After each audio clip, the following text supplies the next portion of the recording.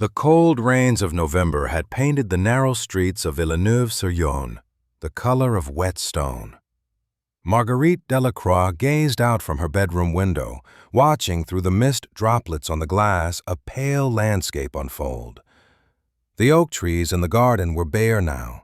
Their leaves had fallen months ago, their branches naked against the sky. She was 32 years old and believed the best years of her life were already behind her. She had been married for 14 years to Georges Delacroix, the town's respectable pharmacist, a methodical, predictable man with no surprises.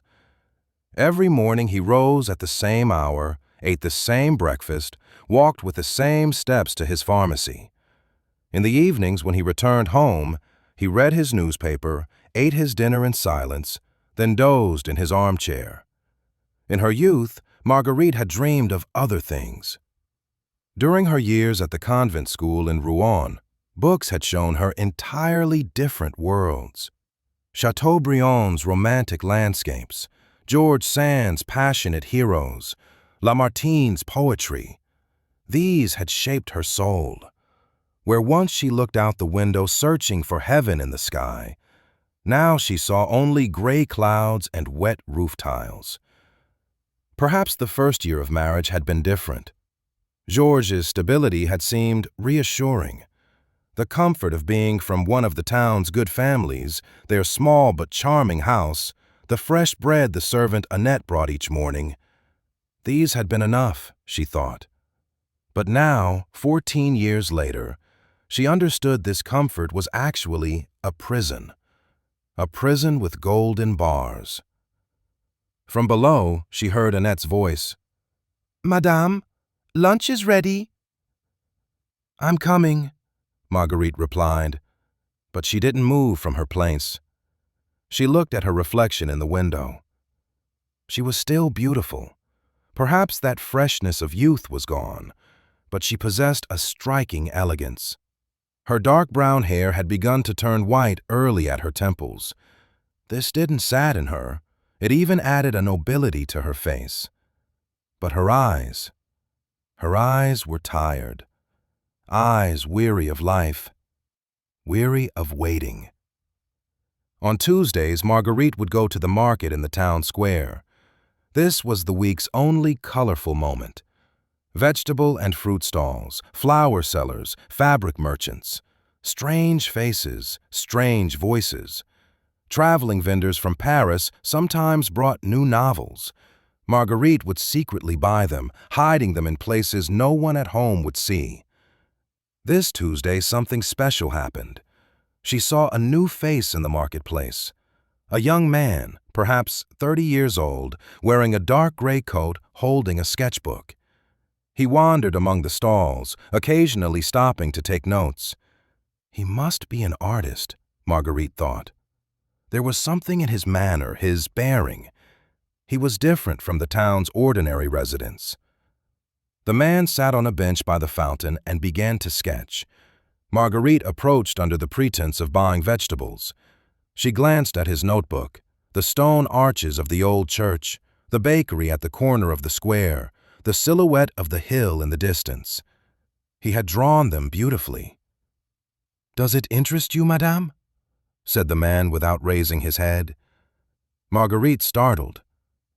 "I apologize. I was just looking. You draw beautifully." "Thank you. Adrien Beaumont," said the man, standing and bowing slightly. "I'm from Paris. I'm sketching the small towns of northern France for a book." "How interesting," said Marguerite. Her voice trembled slightly. How long had it been since she'd had such a conversation? A real conversation, not about vegetable prices or neighbors' gossip. "Are you a resident of this town?" asked Adrien. "Yes, for 14 years. I'm the pharmacist's wife." "Ah, Monsieur Delacroix. I met him yesterday, bought medicine from him. A very kind gentleman." Marguerite smiled, but her smile didn't reach her eyes. "Yes, he is." They talked a while longer. Adrian told her about the art world in Paris, the newly opened galleries, the streets leading to the opera. Marguerite listened, each word working through her soul like sweet poison. This was what she longed for, these conversations, this world, this life. "Perhaps you'd like to have tea someday," said Adrian as he was leaving. "I'll be staying in town for a few weeks." Marguerite nodded, but couldn't say anything. She could feel how her heart was beating. After that night, Marguerite's life changed. From the outside, everything seemed the same. The same house, the same husband, the same routines. But something inside her had begun to burn. Every Tuesday when she went to the market, she looked for Adrian. Sometimes she found him, sometimes she didn't. They had tea a few times, in a small cafe on the edge of town. Their conversations were innocent at first. Art, literature, Paris. But gradually something changed. Glances lingered. Silences became meaningful. Marguerite was losing herself. The 15-year-old girl, that girl who dreamed in convent school, was coming alive again inside her. "You look very beautiful today," Adrian said one day as they drank their tea. Marguerite blushed.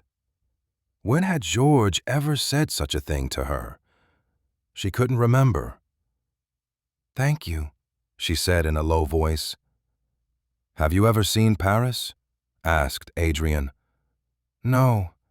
I've always dreamed of it, but I've never gone." "You should go.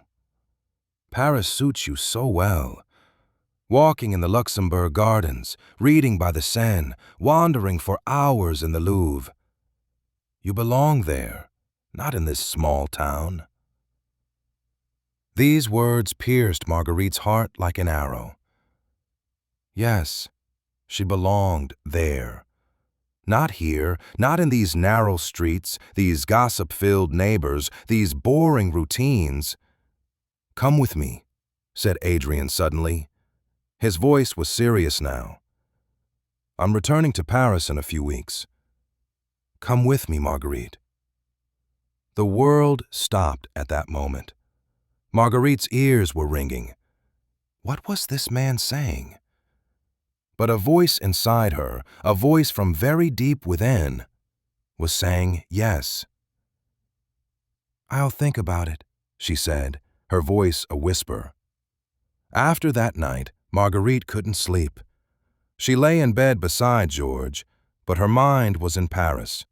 She imagined herself walking on the Champs-Élysées, on Adrian's arm, at the opera, in ballrooms under bright lights, free, alive, truly living.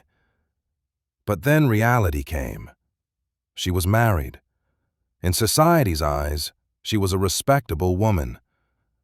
What would happen if she left her husband and ran away with an artist? Scandal. Disgrace. Her family would disown her, the whole town's gossip. But did these things matter? Was her life worth spending in this cold, soulless marriage? For 2 weeks, she struggled with these questions. She met with Adrian a few more times. Each time, the idea of escape seemed more appealing. Adrian told her about his apartment in Paris, in Montmartre, a small but beautiful place. From the windows, all of Paris could be seen. They could live there together. He would make his drawings, Marguerite would read books, they would go to museums.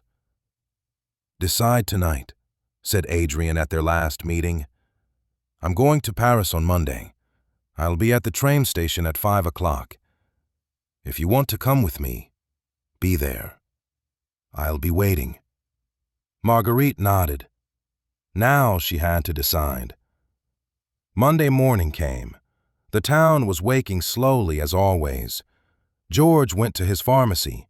Annette was washing dishes in the kitchen. Marguerite, in her bedroom, prepared a small suitcase. She put in a few dresses, her books, her jewelry. Her heart was beating wildly. Was she really going to do this? Leave behind 14 years of marriage, her entire life, to go with a man she'd known for just a few weeks?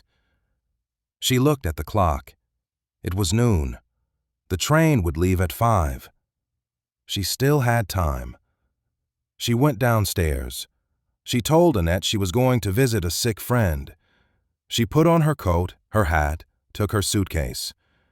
As she stepped out the door, she looked back one last time. 14 years of her life were in that living room, on those stairs, within those walls. Was she happy here? No. But she was safe. She was stable. Everyone knew her as a respectable woman.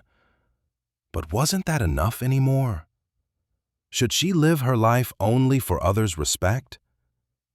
She closed the door and began to walk.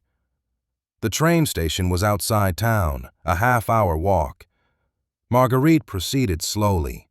With each step, something inside her said, "Turn back." But something else said, "Keep going." When she arrived at the station, it was 4 o'clock. She had come an hour early. She sat in the waiting room. Around her were traveling people, businessmen, families, soldiers. Everyone was going somewhere, had a purpose. Now she too was going. To a new life. She looked around to see Adrien, but he wasn't there yet. She would wait. It became 4:30. He still hadn't come. A slight doubt crept into Marguerite. What if he didn't come? What if he had changed his mind? At 10 to 5, Adrien appeared. He was wearing his dark coat, carrying a suitcase. When he saw Marguerite, his face lit up. "You came," he said, walking toward her. "You really came." "Yes," said Marguerite. There was still hesitation in her voice. "You won't regret it," said Adrien, taking her hand. "I'll show you such a life you can't even imagine." The train whistle blew. It was 5 o'clock. Time to board the train. At that moment, at that very moment, Marguerite saw something. In the far corner of the station, there was a man reading his newspaper. And that man was George, her husband. Her heart stopped. What was he doing here? Had he followed her? George raised his head and met Marguerite's eyes. For a long moment, they looked at each other. In George's face, there was neither anger nor disappointment, only deep sadness, and perhaps acceptance. Then George returned to his newspaper, as if he had seen nothing. Marguerite's hand trembled in Adrien's. "Is something wrong?" asked Adrien. "No," said Marguerite, but her voice wasn't convincing. The train was preparing to depart. The final call was made. They needed to board. Adrien looked at her, waiting. Marguerite closed her eyes. Two voices were fighting inside her. One whispered, "Paris, freedom, passion, and love, a colorful life." The other whispered, "Security, stability, society's respect, the familiar." "I can't come," said Marguerite suddenly. She opened her eyes and looked at Adrien. "I'm sorry, but I can't come." Adrien's face fell. "But why? You hate it here. You said so yourself." "I know," said Marguerite, tears in her eyes. "But this is my life. Good or bad, this belongs to me. I can't run away." "You're afraid," said Adrien, disappointment in his voice. "You're just afraid." Perhaps he was right. Perhaps Marguerite was afraid. Of the unknown, of scandal, of losing everything. But perhaps there was something else. Perhaps she had understood that true freedom wasn't in boarding a train and running away, but in accepting one's own life. The train moved. Adrian looked at her one last time, then boarded. Marguerite remained on the platform with her suitcase. She watched until the train disappeared from view. Then she turned and left the station. George was still there, sitting in the corner. Marguerite approached him. "I knew," said George without raising his head. "I've known for a few weeks." Marguerite sat beside him. "I'm sorry." "You're not happy," said George. "You've never been happy with me. I know that too." There was a long silence. "If you had gone, I wouldn't have stopped you," George finally said. "I love you, Marguerite, but I don't want to be the cause of your unhappiness." Marguerite began to cry. Silently, tears streamed down her cheeks. George looked at her, then reached out and took her hand. "Let's go home," he said softly. After that night, life continued. Marguerite returned home, unpacked her suitcase, put away her clothes. The next day at breakfast, she sat across from George as always. Annette brought fresh bread. The oak trees in the garden were still bare. But something had changed. George now talked a little more in the evenings. He asked what Marguerite was reading. Sometimes they took evening walks together. Was it perfect? No. Marguerite still sometimes dreamed of Paris, thought of Adrian. But it was real. And perhaps life existed not in bright dreams, but in this quiet, consistent reality. Months passed. Winter came, then spring. The oak trees in the garden grew green again. Marguerite still sometimes looked out the window, but no longer to mourn what she had lost, just to look. One day in early May, there was a knock at the door. Annette answered and brought a package to Marguerite. Inside was a book titled The Small Towns of Northern France, with drawings inside. Adrian Beaumont's book.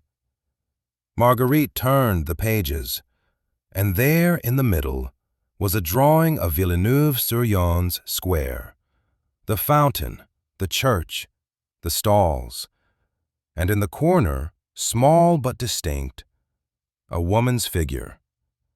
A dark-haired, elegant woman in front of the vegetable stand. Below was a small note. "Faded tulips in moonlight are still beautiful." Marguerite smiled. She closed the book and placed it on the shelf. Then she went to the window and looked outside. The garden was shining in the sunlight. Tulips had bloomed. Perhaps some had faded, but they were still beautiful. And perhaps this was life, like faded tulips. Not perfect, not brilliant, but real and beautiful in its own bittersweet reality. Marguerite took a deep breath and went to the kitchen. She asked Annette what she would prepare for dinner. George would be home in the evening. And life would continue, as always. Final chapter. In Silver Light. Years passed in Villeneuve-sur-Yonne, like a river, slow, still, but unceasing. Marguerite turned 40, then 45. Her hair had turned completely white now, but her face still held that elegant beauty. George looked a bit older. His back had bent, his hands sometimes trembled. But something between them had changed after that Monday, after the day Marguerite didn't take the train. They had begun to talk, really talk. George asked her questions about literature. Marguerite listened to his stories from the pharmacy. Perhaps they had begun to understand each other. after all these 14 years. One evening, late summer, they sat together in the garden. The moon had risen, its silver light bathing everything in a soft glow. "Are you happy?" George asked suddenly. Marguerite looked at him. If he had asked this question 10 years ago, the answer would have been no. "Yes," she said. "I think yes." And surprisingly, this was true. Perhaps it wasn't exactly the life she had imagined. She wasn't dancing at balls in Paris, going to operas, experiencing great loves. But here, in this small garden, with this quiet man, she had found a kind of peace. Marguerite took Georges' hand. And so, Marguerite Delacroix's story ended not with bright adventures, but with quiet acceptance. Because dreams fly, vanish, fade away. But reality remains, like faded tulips, beautiful in moonlight.